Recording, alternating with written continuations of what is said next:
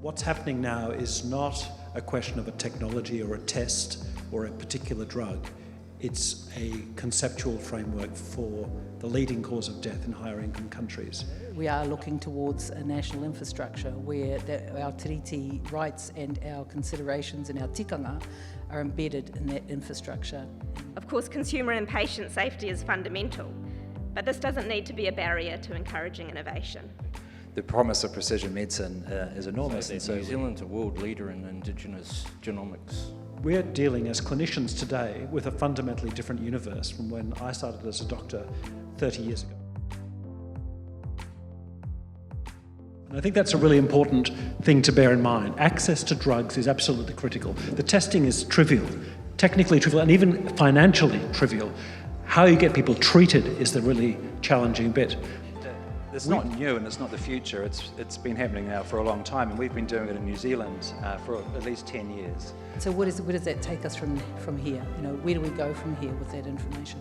And our programs are designed to ask, well, what happens if we didn't just say, congratulations, we cured you back into the community at the age of 35 and to get your next cancer at the age of 45, but rather understood why they got the cancer and, if possible, what you can do about it. And there are so many benefits that will flow from it over the next 5, 10, 15, 20 years.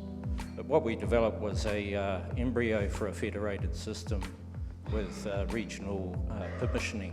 Your contribution is a vital one. We can all agree that we want to see modern, effective and safe treatments that improve and extend the quality of life for New Zealanders.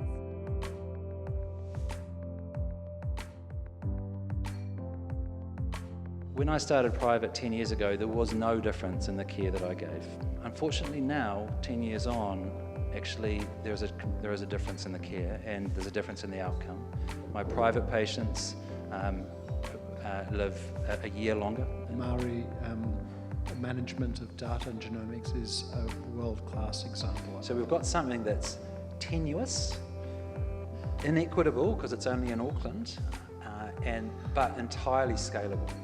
And that expertise exists in New Zealand, and we can grow more of it and we can grow these people if that's something we wanted to do as a nation.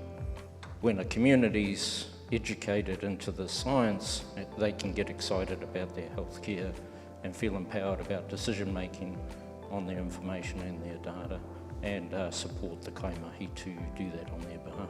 So this is an incredible statistic. Of the 841 oncology drugs in development in 2018, 91% were rationally designed against a target.